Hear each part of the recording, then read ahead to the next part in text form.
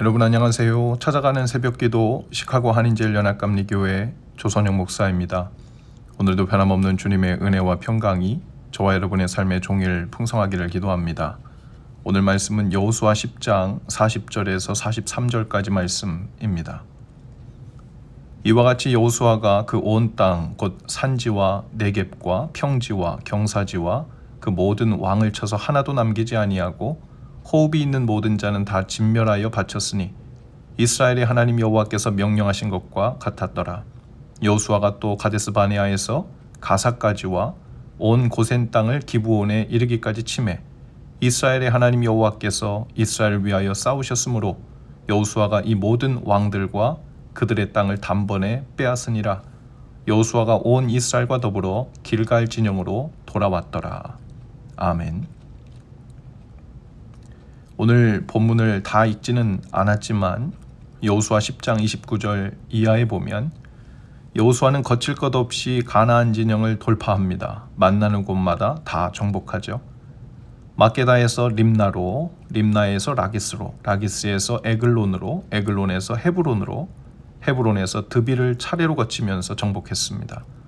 그리고 한 지역을 이동할 때마다 성경엔 여호와께서 그 성읍과 왕을 이스라엘의 손에 붙이셨다라는 표현이 이어집니다.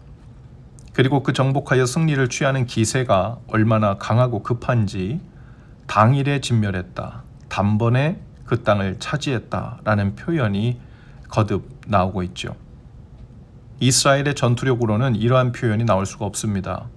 당시 이스라엘 백성들은 청동 무기를 가지고 싸웠지만 가나안 지역의 성읍들은 대부분 철제 무기를 가지고 있었기 때문에 전력상 상대가 되지 않았기 때문이죠. 그럼에도 단번에 당일에 한 성읍을 진멸하고 점령할 수 있었던 이유는 42절에서 성경이 이렇게 기록하죠.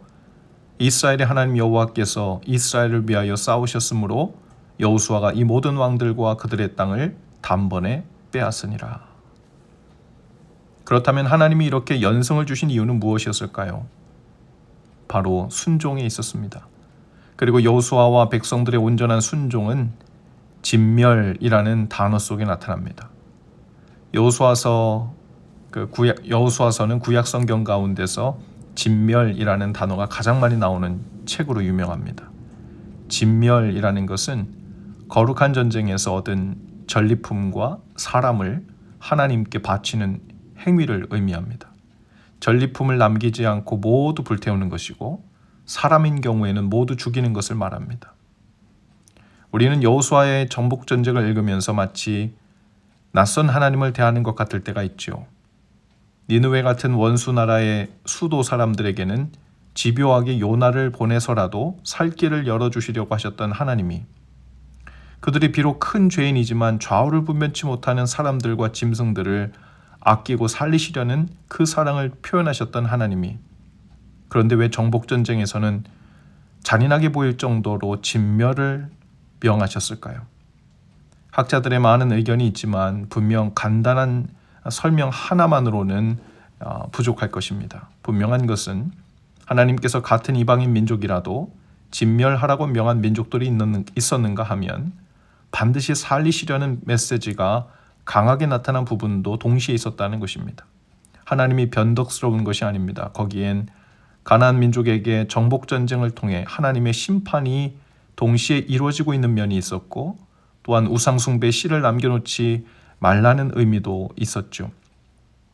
결과적으로 이번에는 이 아간의 죄처럼 진멸하라 명하신 것을 따로 빼돌리거나 남겨두는 것 없이 진멸이라는 방식으로 하나님의 명령과 뜻에 순종하는 일이 연속적으로 잘 이루어진 결과 연속적으로 승리하는 일이 따라온 것이죠. 이스라엘의 지속적인 순종 그리고 변함없는 충성이 바로 승리의 비결이었던 겁니다. 그런 의미에서 가나안 정복 전쟁은 여호수아의 전쟁이 아니라 여호와의 전쟁이었습니다. 그들의 순종은 하나님이 행하시는 전쟁의 걸림돌이 되지 않도록 하는 일에 불과했죠. 하나님의 눈에 악한 자들을 진멸하는 하나님의 거룩한 전쟁이었습니다. 겉보기엔 정복 전쟁이었지만 동시에 순종의 전쟁이었던 겁니다. 오늘 우리도 영적 전쟁 가운데 있습니다. 여호수아의 말씀을 잘못 해석하면 그때 정복전쟁 방식을 오늘날에 그대로 적용하려 들 수 있는 것에 있습니다. 다른 종교를 믿는 사람들이나 신을 숭배하는 사람들, 무신론자들, 또 기독교를 비난하는 사람들, 의심하는 사람들, 그들을 마치 진멸해야 할 가나안의 민족들처럼 여겨서 그들을 미워하고 증오하고 전쟁이나 재앙을 통해 하나님이 제거하시기를 원하신다고 오해할 수 있습니다. 그것은 아주 큰 성경 해석의 오류이죠. 왜냐하면 여호수아 시대에는 하나님께서 부분적 심판을 행하시던 시대였지만 예수 그리스도를 통해 온 세상 온 민족을 향한 복음이 전파된 이 시대에는 모든 심판이 그 마지막 날로 연기되었습니다. 그리고 우리의 사명은 그 중간에 믿지 않는 모든 사람들, 모든 민족을 향하여 때를 얻든지 못 얻든지 그가 누구이든 복음을 전하고 하나님의 사랑을 전하여 믿고 구원받도록 하는 사명을 받은 것이죠.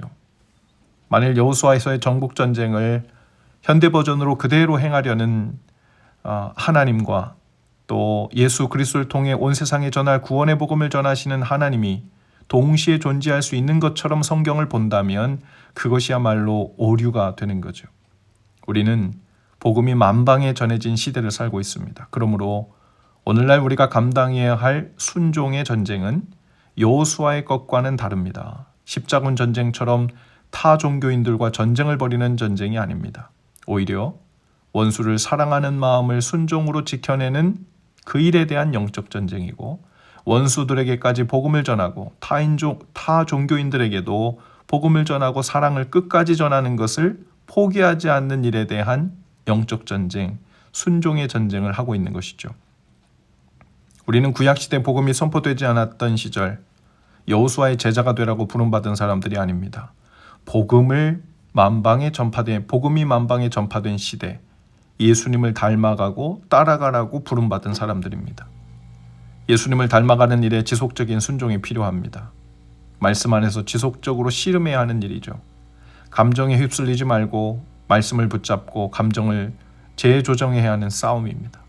원수를 죽이는 싸움이 아니라 내가 그리스도를 위해 그리스도처럼 죽기 위한 싸움입니다. 그리고 오늘날의 정복전쟁은 우리 자신을 향합니다. 바로 예수님을 따르는 삶을 추구하면서 하는 정복전쟁이죠. 예수님을 믿는다는 건 우리를 위해 행하신 그분의 일만을 기억하는 것이 아닙니다. 예수 그리스도께서 사셨고 보여주셨던 그 삶을 우리도 따라간다는 의미죠. 예수님처럼 자기를 부인하고 죽기까지 순종하는 영적 전쟁입니다.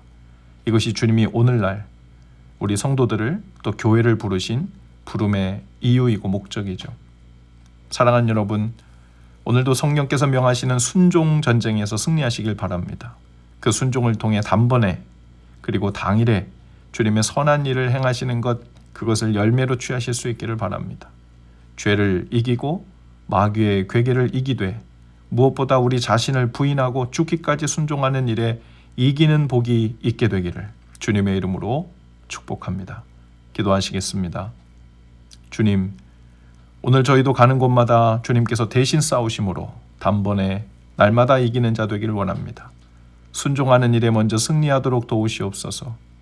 그래서 주께서 저희를 통하여 일하시는 그 영광을 보는 날 되게 하옵소서. 예수님 이름으로 기도합니다. 아멘. 여러분, 오늘도 말씀 동행으로 화이팅입니다. 오늘 저녁에는 교회에서 말씀 묵상 세미나가 7시에 진행됩니다. 가능한 모두 나오셔서 올 한 해 말씀 묵상을 통하여 말씀 사랑을 구체적으로 또 실천하시는 기회가 될 수 있기를 바랍니다. 그리고 내일 토요일 새벽 기도회는 교회에서 모이지 않고 찾아가는 새벽 기도회로 전환됩니다.